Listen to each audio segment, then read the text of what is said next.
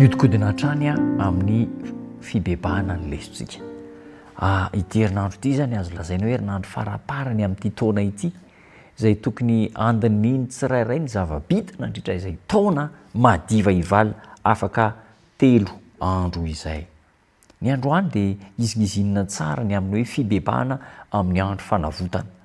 Raha mandinika ny faminaniana izay ao amin'ny bokyny Daniel sy ny Apokalipsy isika, dia ho an'ireo tena nandalina sy nandinika tsara dia mahatsapa fa anatin'ny androm-pahasoavana isika izao. Izany hoe efa tena dila zany le tena fotoanan'ny famonjena, fa ilay ananantsika dia io le atao hoe prolongation raha amin'ireo mpilalao baolina kitra. Fanalavam-potoana, efa tsy tokony hisy intsony fa dia fanalavam-potoana. Ka ny fotoana iainantsika dia androm-pahasoavana. Inona no tokony hitranga amin'ny androm-pahasoavana? Ny androm-pahasoavana nanomboka tamin'ny niakaran'i Kristy ao amin'ny efitra masina indrindra ny an-danitra. Daniela 9:9 fa 4:20, 304 andro raha ataontsika indray mitompo maso kely fotsiny, dia tokony hisy fioriana sy fibebahana, fifadinkanina sy fifonana, miosondavenona mihitsy ny zanak'Andriamanitra. Io sisa le fotoana ahafahana manararoatra kely amintsika olombelona izy ny mety hoe lavalava satria voafetra ny isika, fa amin'Andriamanitra tena segondra sisa ny saina, segondra sisa, ary eo mihitsy ny tokony ararotantsika ny fibebahana sy ny fiaikaikeloka. Hoy ny tenin'Andriamanitra Matteo 9:17 manao hoe: miambena, mivavaha ianareo mba tsy hidira anareo amin'ny fakapanahy. Mba tsy hidirantsika amin'ny fakapanahy.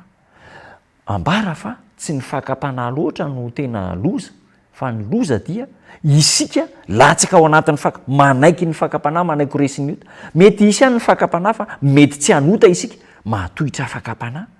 Fa ny ampitandreman'ny tenin'Andriamanitra eto zany dia zao ny hoe mba hahatonga antsika tsy ho tafiditra na dia amin'ny fakapanahy, satria be dia be ny lavo rehefa sendra fakapanahy dia mivavaha sy miambena.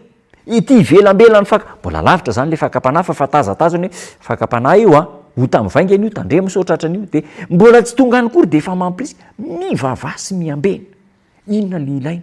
Ny fibebahana amin'ny ota tany aloha, mifona amin'ny fahotana izay natao tany aloha, fibebahana, ary mangataka ny herin'Andriamanitra sy Jesosy mba hiarontsika amin'io fakapanahy sy fahotana izay efa manangasana mitifitra mitady andavo antsika io.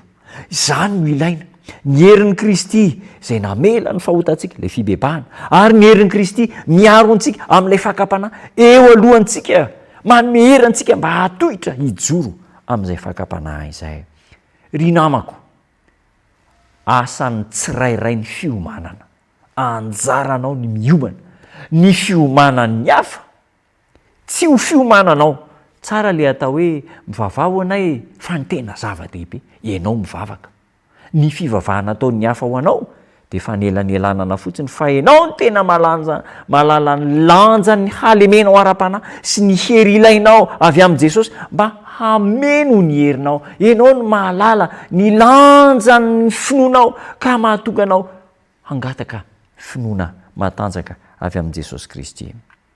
Tsy maintsy esorina ny tsy firaian'ny fanahy sy ireo vosibositra rehetra izay niainan'ny Kristianina. Tsy maintsy hialana ny tsy firaiana, ny tsy miraika amin'ny fahotana izay mitranga, tsy miraika. Ny olona tara 2 minitra, efa zatra tara 2 minitra, hita zany, dia tsy mety intsony izy raha tsy tara 10 minitra. Tsy mampaninona azy, tara adiny iray. Zany le atao hoe tsy firaiana. Ka ny tsy firaiana ara-panahy dia hitondra eo